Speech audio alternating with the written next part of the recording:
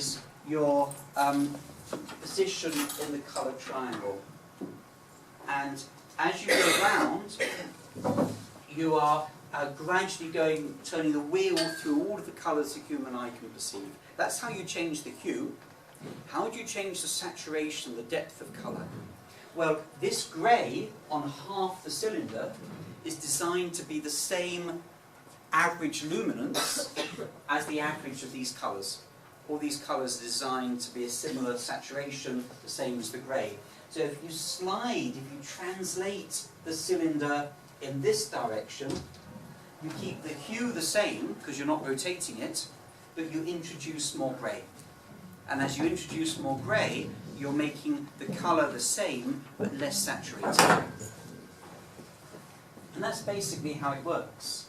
There are coloured lenses that come with the colorimeter that reproduce the colour in great detail. So the way it works is that hue, saturation and luminance are varied separately.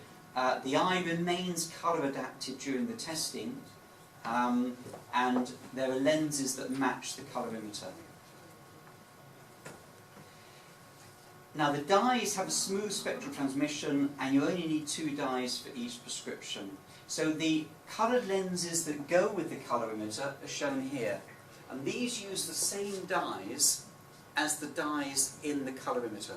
So the dyes that are used to colour each of the sectors of this wheel are the same dyes that are used to colour the coloured lenses. And so what you do when you finish the colorimeter, you use the colorimeter rather like you would use a cross cell. So when you test people with the colorimeter, you start by finding the best colour, and then you explore that best colour, changing the saturation, and then changing the hue, and then changing the saturation to narrow down on the area in colour space that is most helpful for that patient. So, I mentioned the dyes. You can see the tinted lenses that you use to specify what you find in the colorimeter here. And these, as you can see on this graph, they have smooth transmission curves. Now the reason they were designed that way is because of the effect of ambient lighting. You can't avoid the problem that I mentioned earlier, that they will be slightly different, the effect of the tints, under one sort of lighting to another. But you can minimise that problem by having smooth transmission curves so that the effect of the tints doesn't change too dramatically under different types of lighting. The reason smooth transmission curves are so important is because these fluorescent lights typically have a very spiky discharge. And if you have a spiky tint and a spiky fluorescent lighting, then the effect of those tints under different types of lighting will change markedly. If you have a smooth transmission curve to the tints, then the effect of those tints under different types of fluorescent lighting will change less than it otherwise would. So the way these are arranged is that you have a series of tints that increase in depth. So that is an A, that's a B, that's a C, that's a D, that's an E. Now the way these are arranged is in a geometric progression. If you think about, if you were doing domiciliary visits, you're doing eye tests in people's houses, and you wanted to carry the smallest trowel set that you could. So you know the normal optometric trowel lenses of plus and minus power. If you wanted to carry the smallest number of those that you could, how many would you need? Well, what you would do is you would have one 0.25, then you'd have a 0.50, and then you'd have a 1, and then you'd have a 2, and then you'd have a 4, and then you'd have an 8. Now if you had enough cells in your trowel frame, you could get any power you wanted by combining those. You don't need an 0.75, because if you wanted an 0.75, if you had an 0.25 and a 50, you could make an 0.75. If you wanted a 1.75, if you had a 1 and an 0.50 and an 0.25, you could stack them together. Now there's a limit to how many you can stack, with these lenses, they're very easy to stack, so there's no real limit to that. So this is the way it works. An A is half the saturation of a B. So in other words, a B is exactly the same as two A's stacked together. A C is exactly the same as two B's stacked together. So if you think of an A as being one step, a B is one step darker than an A. A C is one step darker than a B combined with an A, which is one step darker than a B, which is one step darker than an A, and so on. So this is great fun. A D is one step darker than a C combined with a B combined with an A, which is one step darker than a C combined with a B, which is one step darker than a C combined with an A, which is one step darker than a C by itself, and so on. So by stacking them, you can get a huge number of options from a very limited number of lenses. The second feature of this system, which is very nice, is these are equally spaced on the human chromaticity diagram. So you only ever combine two adjacent colours. You'd only ever combine orange with either rose or with yellow, because any hue between those two you obtain by combining that with that. And which of these you combine with which of these depends on where it lies between them. And you get any hue in that sector and so on. So it works very well. And what you do is you test people with the colorimeter, you adjust the controls to find the optimum colour. Then you use a spreadsheet that tells you what combination of these is equivalent to that colour, it's the same as that colour. And then you can hold these up while the patient looks at text under the sort of lighting they normally work under to refine the colour and get it exactly right. And when you do this testing with the colorimeter and with these precision tinted lenses, when you do that testing, you get an awareness of how precise that patient is. And what you find is that for few patients, a minority of patients with visual stress, they are, like Owen says, the colour has to be quite precise. But actually, in my experience, for most people with visual stress, they're not that precise. Yes, they might need a combination of those two, and a combination of those two will work, but the exact combination of those two, in most cases, is not that important. But in some cases, it is. And what you then do is you put up the combination of trial lenses that helps them most while they look at text, and you investigate whether that helps them. You investigate by asking them what they see with that, what difference does it make, and by testing them, testing the effect on their reading performance. And I'll show you how we test that in a moment, and that's something you'll be using in the workshops today. But if you do decide to dispense precision tinted lenses, then they're ordered from the manufacturer because they can make them with the supplier. And this is not Erlen, this is a company that supplies optometrists.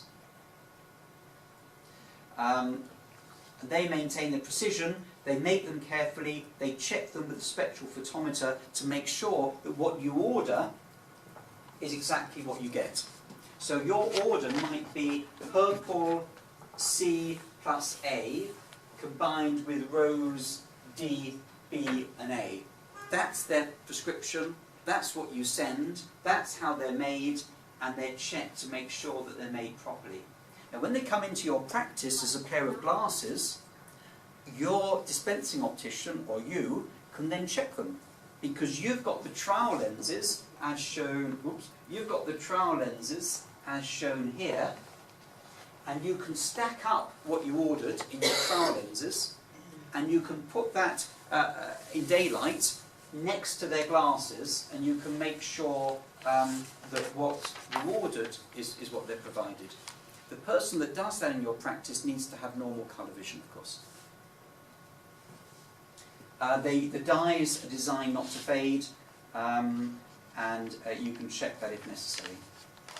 So what we tend to do, the colour that is needed for a child can change over time. So we tend to get them in every year, and they have repeat testing with the colorimeter. When you see an adult with visual stress, the colour doesn't usually change. So with adults, we only check the colour if they say their symptoms are returning.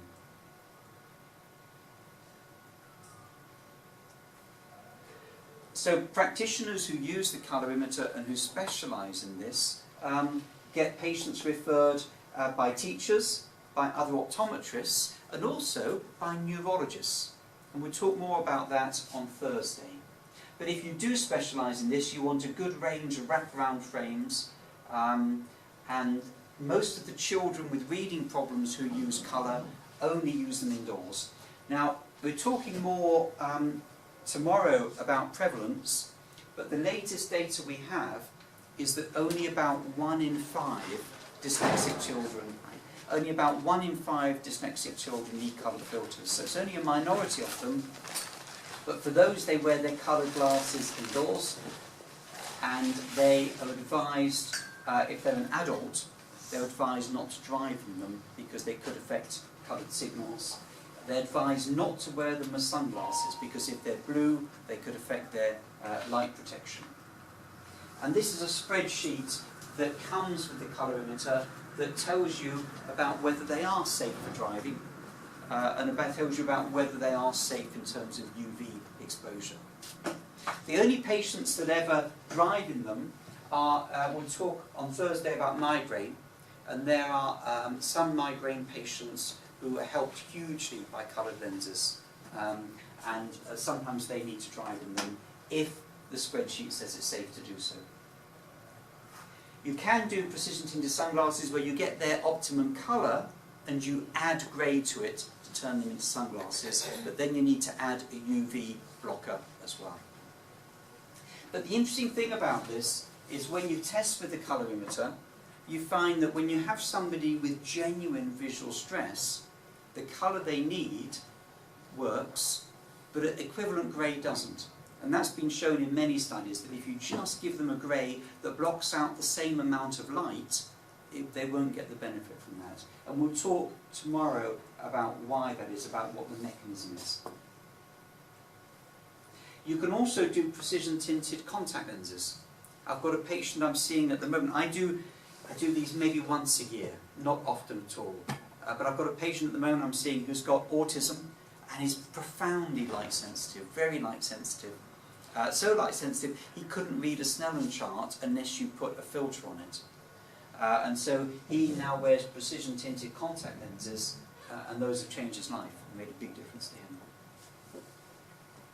Now, most of you are not going to buy an intuitive colorimeter. It's £5,000. There's one at Hadassah. In the UK, what happens is lots of optometrists screen for the condition, but only a small number have a colorimeter and prescribe coloured glasses. So how do you screen for the condition? Well, for that, we tend to use these coloured overlays, and we look for a sustained voluntary use and for a performance improvement. So what we do is we test children with these coloured sheets, with this testing pack,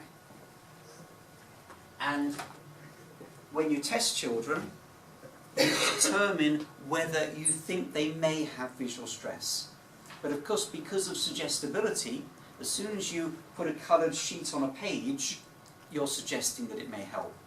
So we don't believe that people have visual stress unless they show a genuine benefit from coloured filters. Now, these coloured overlays are inexpensive. So what we do is, if a child says the coloured overlay helps, we dispense them with that coloured overlay to take away and to use if they find it helpful.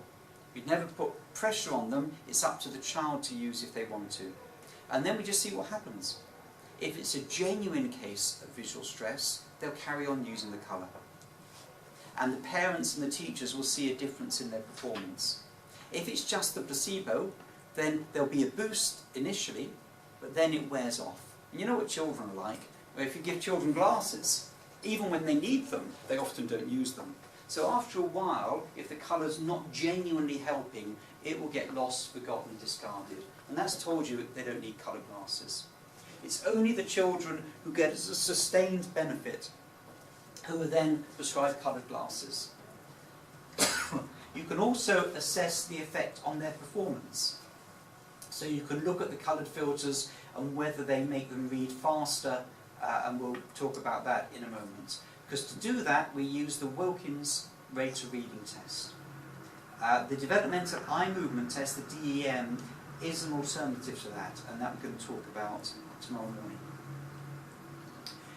We can also look for visual stress by using a pattern glare test, and this is something else that I'll talk about in a moment.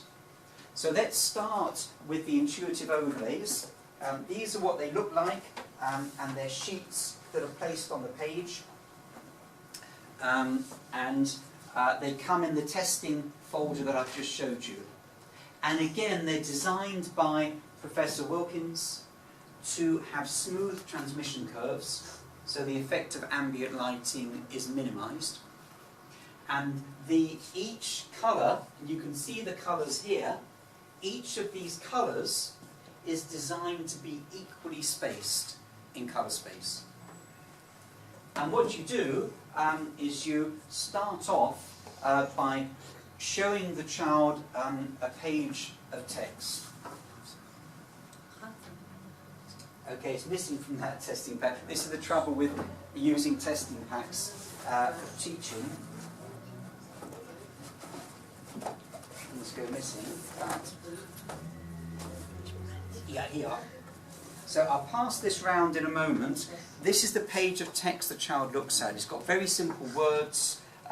It's got 2 blocks of those words, and you put the page in front of the child, you get them to look at the text, and you go through a series of questions. So if I pass that around that way.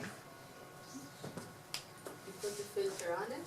Yeah, well, to begin with you don't. So if I pass that round as well, and that one from there, and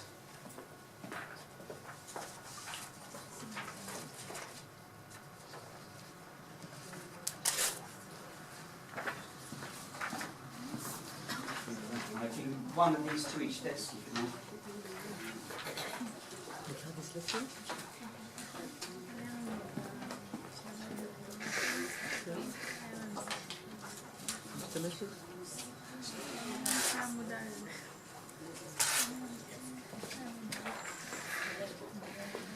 So this is the result sheet that you use. Everyone's got one? Yep.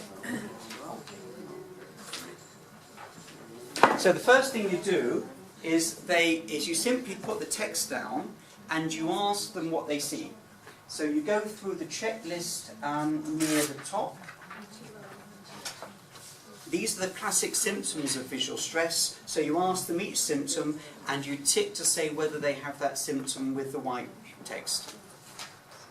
Then what you do, if they don't have any symptoms, great, you forget about it and you don't test them any further.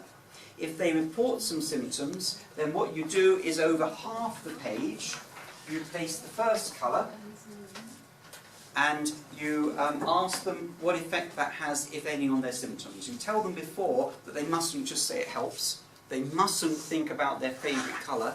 They must say whether it has an effect on the blurring. Let's say the child says that words blur and move. You put the colour on and you say, does that make any difference to the blurring and moving? It can make it worse. Don't worry if it doesn't make a difference. It's allowed not to make a difference. And if the colour helps, you keep it there. If it doesn't help, you discard it and go to the next colour. And you put that colour on. Let's say they say this colour makes their symptoms a bit better. What you then do is you introduce your next colour and you say, okay, which is best for reducing your symptoms of the 2? Now they are looking not at this, they'll be looking at the text here. So you can see you've got the 2 colours on there like that, and they're simply comparing the 2 colours in terms of what's best for stopping the words blurring or moving on the page. And the one that helps most you keep, the one that helps least you discard, and you go on to the next one, until you've gone through all of these colours. And you write down on this record sheet, you record in this inner circle a plus if it helps, a minus if it makes it worse, and a 0 if it makes no difference. Now what you are hoping in a genuine case of visual stress, what you'll tend to see is an area of pluses somewhere, can be anywhere, an area of minuses opposite in the complementary colour, the opposite colour, and zeros in between. If you get more than one plus, then you compare those to find what makes it best. And then what you do is you look at the effect of doubling up the colours. And again, you'd only ever combine adjacent colours. So when you double them, you might have two colours, one on top of the other. So you might combine these two. Actually, you wouldn't combine these two. You would combine these two. So this is a pink and a mauve. And because a purple and a pink are adjacent, it's okay to combine those two, but you'd never combine this one with that one. So you combine those and you say, okay, which is better? Is it better when you have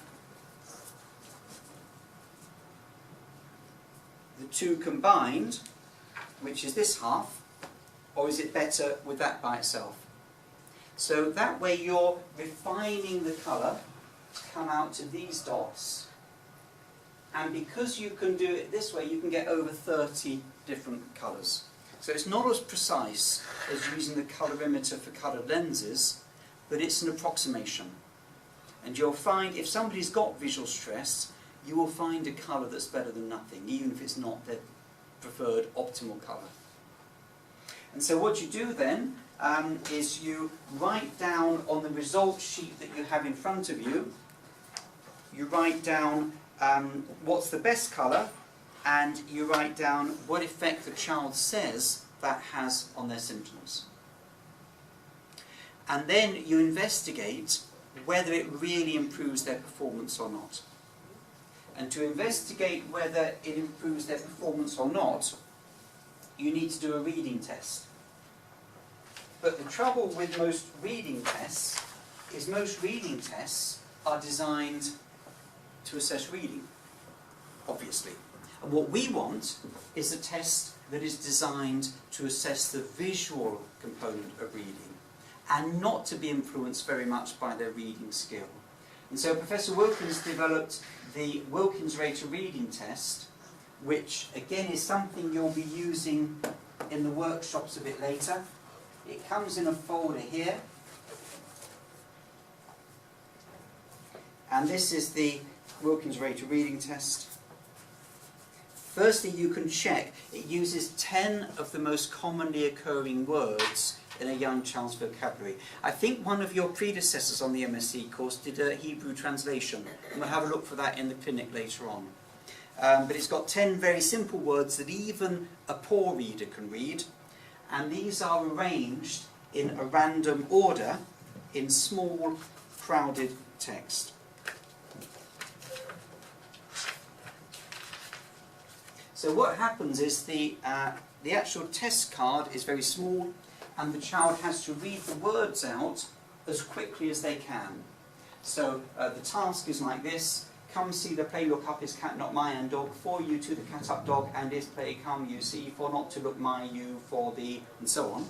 And while they're reading those words out as quickly as you can, as they can, you have a result sheet where you score them on that result sheet. And what you do is you time them, and you count up the number of words they read correctly in 1 minute. Like the DM? Yeah, a bit like the DEM. Slightly different, but yeah, a bit like the DEM. And you're scoring it. The test itself doesn't, the absolute value doesn't matter how good or bad they are at the test. The test is designed for comparisons. It's designed to compare the effect of the filter compared with no filter. So the way the test works is it's designed to be visual and not to test linguistic skills. It's been shown to have reasonable sensitivity and specificity for visual stress or Mears-Irlen syndrome, and you can look at the proportion of the population that read a given amount faster. So what we do with the test is you do it 4 times. There are 4 different paragraphs, and you do it first with the coloured filter, then second without it, third without it, and then fourth with the coloured filter. And that controls for practice effects. And you work out the mean performance, the number of words correctly read in a minute with the filter, compared with the number of words correctly read in a minute without the filter. And you see how much faster they are or slower with the filter compared to without. And the cutoff we use nowadays is if they read 15% faster with the coloured filter, then we think they have visual stress. Or not, they have it, it's an indicator that they may have visual stress. 15% faster or more. I saw a child last week who read 80% faster with the overlay than without, so you can get some very big effects. Yeah. Is it possible that the second time it would be faster because of relearning? Yeah. Is it possible the second time would be faster because of practice? Yeah. What you do with the test first, they do it first of all, they have a practice go first. They actually do it 5 times. They have a practice go to get used to it. And in research it's been shown that the improvement is quite small with practice. Because it's such a simple task, they don't get a big improvement with practice. But that's why when you investigate the effect of the coloured filters, you do it 4 times. So you do it first with the colour, then second without the colour, third without the colour, and fourth with the colour. And the average of that first and fourth with the colour is compared with the average of the second and third without the colour. And the reason for doing it in that sequence is to try and control for any practice effects. Now Nadia Northway, she's an orthoptist in Scotland, she looked at the overlays and she asked the question that you asked earlier, can you use the DEM test in a similar way? And she found that you could, that the DEM test was equally valid to the Wilkins Rater reading test for looking at the effect of the overlays. Now we'll talk about the DEM test tomorrow morning, and the DEM test has been shown in recent research not to test eye movements. It's a bad eye movement test. It's a myth that the DEM test is a way of assessing saccadic function or oculomotor function. That doesn't mean it's no good, it just isn't a saccadic test. And I think the DEM test is a good alternative for this. As long as you do a good comparison of with and without, any simple task can be used to measure the effect of the colour filters. So, what is a DM test? It is not a developmental eye movement test. We'll talk about that tomorrow. It's a test by behavioural optometrists that's claimed to measure saccadic dysfunction. It doesn't. But it's a test where children read numbers out quite fast, random numbers. Very simple test, but again, you can do it with the colour and without the colour, and it will also tell you whether the colour's making people perform quicker. So they read numbers out. Yes, we do it, but it's supposed to be saccadic. It's a saccadic test. Yeah, it's not. What is it? It checks their ability to rapidly name random numbers. That's what it does. Now, yes, you use saccades when you do that, but it doesn't detect saccadic dysfunction. I'll go through the recent research on that tomorrow. What do you do instead? Sorry? How do you test it instead of the DM? Yeah, how do you test saccades? We'll talk about that tomorrow, because it's questionable whether you need to test saccades, actually.